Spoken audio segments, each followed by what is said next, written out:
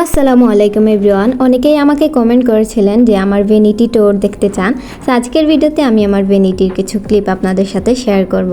আমি ফার্স্টে একটা সাইড থেকে স্টার্ট করতেছি, যেখানে আমার কিছু পারফিউম আর লেন্সের কালেকশন আছে, আর 2-3টা পিগমেন্টও এখানে আছে, আর এখানে কিছু ব্রাশের কালেকশন রাখা। আর আমার ভ্যানিটিটা আসলে অত বেশি গুছানো না, আমি ভিডিও যে করব তারও কোনো প্ল্যান ছিল না। হঠাৎ আমার মনে হলো যে আমি একটু ভ্যানিটি ট্যুর শেয়ার করি, তো তাই স্টার্ট করে দিলাম। আর এই বক্সটা দেখানোর মতো অবস্থায় নাই, কারণ এখানে আমি রেগুলার যা যা মেকআপ প্রোডাক্ট ইউজ করি বা ক্লায়েন্টের জন্য সেগুলো এই বক্সে রাখা।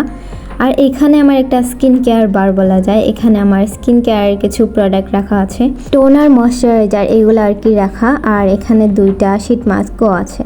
দেন উপরের সেকশনে যাই, এইখানে একটা লিপস্টিক হোল্ডার রাখা, এইটার ভিডিও অলরেডি আমি আমার পেজে আপলোড করেছিলাম। আর এখানে একটা ব্যাগ রাখা। তারপর আবার নিচের দিকে আসলাম, এইখানে একটা বক্সে আমি কিছু চুড়ি রাখলাম। আর এই সাইডে আমার কিছু হেয়ার কার্লার আর একটা ব্যাগে কিছু জিনিসপত্র আছে। আর একদম নিচেরটাতে এইখানে একটা ক্রিম পার আছে, তারপর কয়েকটা ব্যাগ রাখা, এটা আসলে একটু মেসি। তো এইখানে আরও 3টা ড্রয়ার আছে, আমি এখন একটা ওপেন করে আপনাদের সাথে শেয়ার করব।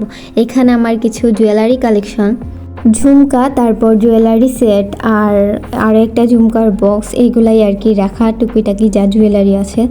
আর এখানে কিছু হেয়ার পাল ছিল, এটার ভিতরে আমার কয়েক জোড়া ঝুমকা আছে।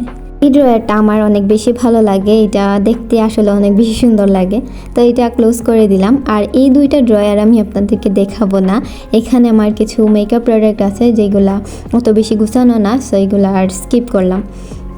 হচ্ছে ভ্যানিটির সবচেয়ে বড় ড্রয়ার, যেখানে আমার কিছু ফাউন্ডেশন রাখা, তারপর আইল্যাশের কালেকশন, নেলসের কালেকশন, এগুলো আর কি রাখা। এটা অত বেশি গুছানো না, আমি জাস্ট আপনাদেরকে একটু দেখিয়ে দিলাম। আর এখানে কিছু পাফ রাখছিলাম, তারপর বিবি ক্রিম, আর এই যে আমার ভিজিটিং কার্ডও এইখানে রাখা। তো এই ছিল আজকের ভিডিও, আই হোপ আপনাদের ভালো লাগবে।